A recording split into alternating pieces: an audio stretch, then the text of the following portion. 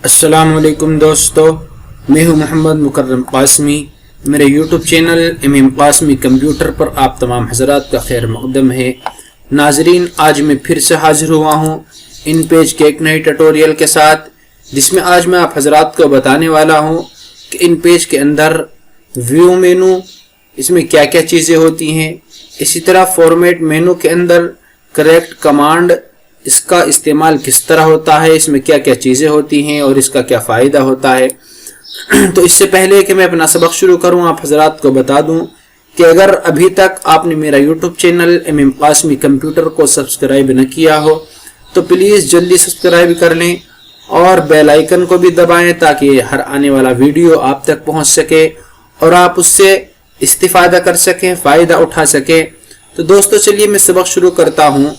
तो इससे पहले आपने देखा था एडिट मेनू को, प्रेफरेंस, कीबोर्ड प्रेफरेंस को, तो वो तमाम चीज़ें आपको अच्छी तरह उम्मीद है समझ में आ गई होंगी। तो चलिए हम चलते हैं व्यू मेनू के अंदर। इसके अंदर ये बहुत थोड़ी सी चीज़ें हैं और बहुत आसान सी चीज़ें हैं। तो सबसे पहले देखते हैं हम फिट इन विंडो। इसका मतलब क्या है कि जो हमने ये सफ़ा लिख रखा है इसको अपनी पूरी स्क्रीन पर फिट करना। जैसे कि मैं व्यू मेनू में जाऊं और F5 अगर दबा दूं या यहाँ पर मैं क्लिक कर दूं तो ये जो मेरा सफ़ा है ये स्क्रीन पर फिट आ जाएगा। देखिए पूरा का पूरा सफ़ा जो है स्क्रीन पर फिट आ गया। इसी तरह इसके बाद इससे नीचे है F6 से अगर मैं दबाऊं या यहाँ पर अगर मैं ओके कर दूं तो ये मेरा जो सफ़ा है ये 50% जूम हो जाएगा। ये 50% जूम हो गया। फिर उसके बाद है व्यू मेनू के अंदर F12 यानी F7 अगर दबा दूंगा तो ये और ज्यादा थोड़ा सा जूम हो जाएगा, जैसे कि ये देखिए।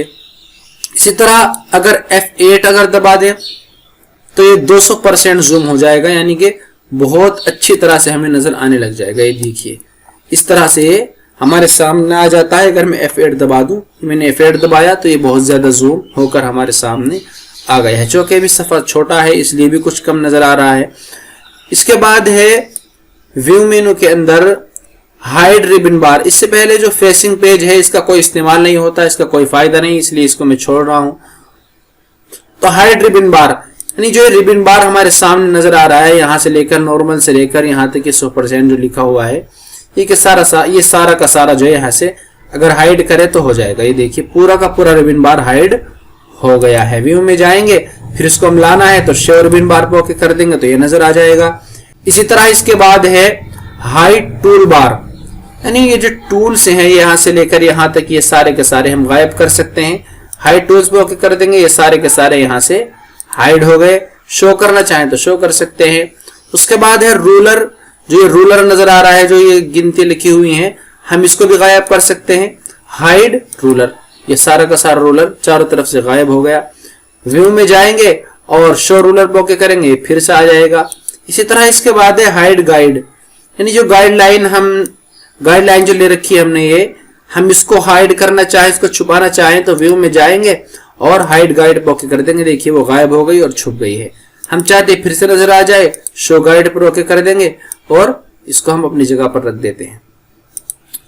इसके बाद है शो इनविजिबल, यानी कि इसका मतलब है जो कुछ हमने स्पेस दिए हैं या इंटर दिया है वो सब चीजें हमें दिखा देगा कि हमने स्पेस कहां दे रखा है और इंटर कहां दे रखा है। देखिए ये तमाम के तमाम जो निशान, जैसे कि दूसरी के बाद है शादी के बाद निशान आ गया, और के बाद निशान आ गया, मुअतदिल नुक्ता के बाद निशान आ गया, और इसी तरह 18 के बाद जो निशान है, तो जो ये बीच में छोटे छोटे निशान है ये तो स्पेस की अलामत है कि यहाँ हमने स्पेस दे रखा है।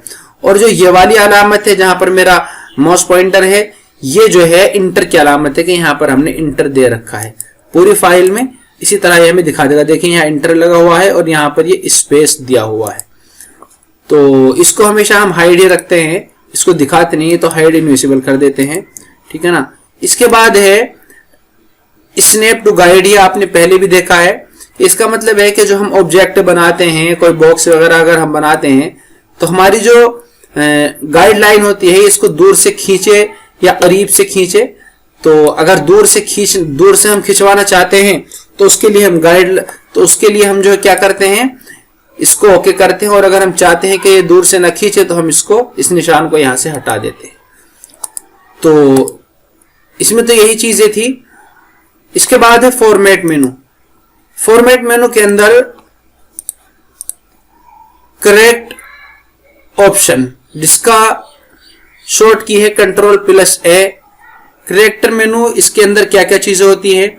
इसके अंदर वही तमाम चीजें हैं जो आपने यहाँ रिबन बार में देखी हैं, लेकिन इसको भी देखना जरूरी है। वो इसलिए कि जब हम स्टाइल शीट बनाएंगे, जो कि इन पेज का बहुत अहम सबक होता है, इन पेज की बहुत अहम कमांड होती है स्टाइल शीट।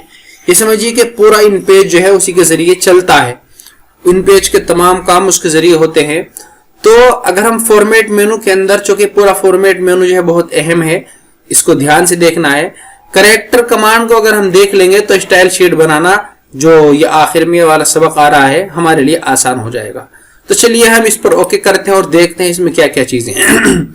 तो इसमें सबसे पहली चीज जो है वो फॉन्ट का साइज है, यानी जो हम टेस्ट लिख रहे हैं, मैटर लिख रहे हैं, उसका साइज क्या होना चाहिए। तो यहां मैंने 17 दे रखा है, तो यहां भी ये 17 ही आ गया। अगर यहां से मैं 18 कर दूंगा या 20 कर दूंगा तो यहां से भी ये 20 ही हो जाएगा या 18 हो जाएगा। इसी तरह यहां पर जो ब्लैक है, इसका मतलब है कि जो हमने लिख रखा है, हम इसको अगर कलर देना चाहे तो फॉर्मेट मेनू में जाएंगे, करेक्टर कमांड में जाएंगे और यहां से हम इसको कलर दे सकते हैं। या इसी तरह यहां से कलर आ गया, इसी तरह यहां से भी हम इसको कलर दे सकते हैं। कि ब्लैक था, मैं इसको ब्लैक कर देता हूं। तो है वही जो यहां, लेकिन देखना जरूरी है ताकि स्टाइल शीट में आसानी हो। करेक्टर कमांड में जाएंगे, इसके बाद है स्टाइल वगैरह, यानी इसकी भी कोई खास जरूरत नहीं पड़ती। इसकी जरूरत पड़ती है तो जब पड़ती है हम कोई खत कशीदा अल्फाज वगैरह अगर हमें बनाना हो, जैसे कि मिसाल के तौर पे मैंने बिस्मिल्लाह लिखा, तो मैं रहीम पे चाहता हूं कि इसके ऊपर लाइन आ जाए, तो ये काम हम यहां से भी कर सकते हैं, यहां से भी करते हैं। रूल ओवर कर दूंगा तो इसके ऊपर जो है ये लाइन आ गई, देखिए। और वहां से भी कर सकते हैं। फॉर्मेट मेनू में जाएंगे, करेक्टर कमांड में जाएंगे और यहां से हम कर देंगे जो वहां से था।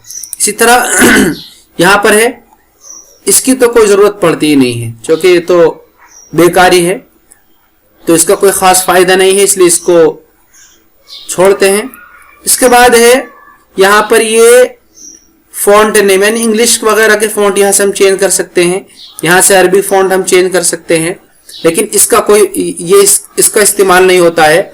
बाकी जो आमतौर से इस्तेमाल होता है, उर्दू फॉन्ट नेम का इस्तेमाल होता है कि यहां से हम जो है फॉन्ट चेंज कर सकते हैं। देखिए ट्रेंडर भी बोल्ड फॉन्ट हो रहा है ना, तो हम ओके कर दूंगा तो यहां पर यही है। इसी तरह फॉर्मेट करेक्टर कमांड में जाएंगे और यहां से मैं दूसरा फॉन्ट अगर लगा दूं, मिसाल के तौर पर नूरी नस्ताली कर देता हूं और ओके कर देता हूं, देखिए जो वहां था वो यहां पर ही आ गया। तो है वही चीज है, फॉर्मेट कमांड में जाएंगे, करेक्टर में जाएंगे और यहां से हम इसको ट्रेंडर भी बोल्ड कर देंगे। इसी तरह हमें अपने हमने जो लफ्ज लिखे हैं, जो कुछ भी इबारत हमने लिखी, उसको बोल्ड करना है, इटैलिक करना है। जैसे कि यहां से था, यहां से भी बोल्ड और इटैलिक कर सकते हैं, यहां से बोल्ड कर सकते हैं, इटैलिक कर सकते हैं, इसी तरह यहां से भी कर सकते हैं। इसी तरह आउटलाइन, यानी हमने जो कुछ लिखा है उसको हम आउटलाइन लाइन देना चाहते हैं या नहीं चाहते हैं। अगर आउटलाइन हमें चाहिए तो इस पर टिक लगा देंगे, आउटलाइन आ जाएगी, देखिए आउटलाइन आ गई। और अगर वहां से हम टिक हटा देंगे, फॉर्मेट मेनू के अंदर जाएंगे, करेक्टर कमांड में जाएंगे और यहां से टिक हटा देते हैं, तो वो आउटलाइन भी वहां से खत्म हो जाएगी। इसी तरह यहां पर स्पेस, यानी हरूफ के दरमियान स्पेस घटाना है या बढ़ाना है तो उसको भी यहां से घटा बढ़ा सकते हैं। इसी तरह यहां पर जो 100% है, इसके जरिए भी हम हरूफ को सकोड़ सकते हैं और हरूफ सिकुड़ जाएंगे, लेकिन इसका इस्तेमाल कभी नहीं होता। इसका तो हम थोड़ा बहुत करते हैं कभी कभार।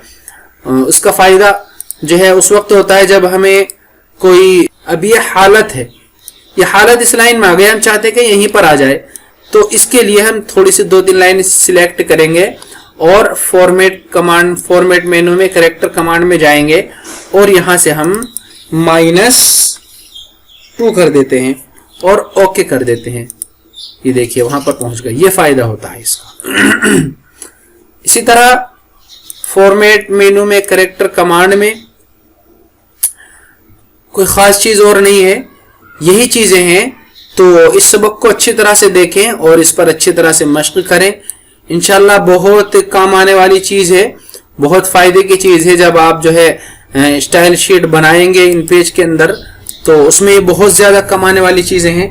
तो मेरी वीडियोस को आप गौर से देखें और जो है बार बार देखें, ताकि इन पेज आपको अच्छी तरह से समझ में आ जाए और अच्छी तरह से आप अपने लैपटॉप और कंप्यूटर के अंदर उर्दू लिखने वाले बन जाएं। आज के लिए इतना ही काफ़ी है। प्लीज़ मेरी आपसे एक दरख्वास्त है, मेरे चैनल को सब्सक्राइब करें और मेरे वीडियोस को शेयर करें